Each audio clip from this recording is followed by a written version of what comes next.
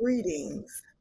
My name is Desiree Clark, and I wanted to introduce myself to you all since I'll be one of the teachers with you this summer at CCAC Academy Summer Camp. Just to tell you a little bit about myself, I have been teaching for over 15 years.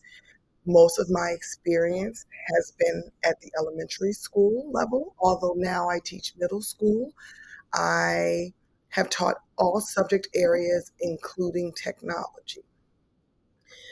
This summer, while we're learning together, the courses that I will teach are Junior Coders Lounge, and that's where we'll use Scratch. And for Scratch, we'll be learning how to animate, create stories, and how to create some games, and so much more. It just depends on what it is that you're interested in creating. During the next visit, the next time that I'll teach at CCAC Academy Summer Camp, we will have Science Discover Junior.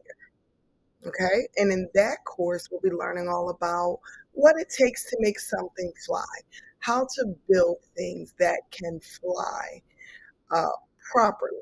And that will be a focus on aerodynamics and engineering.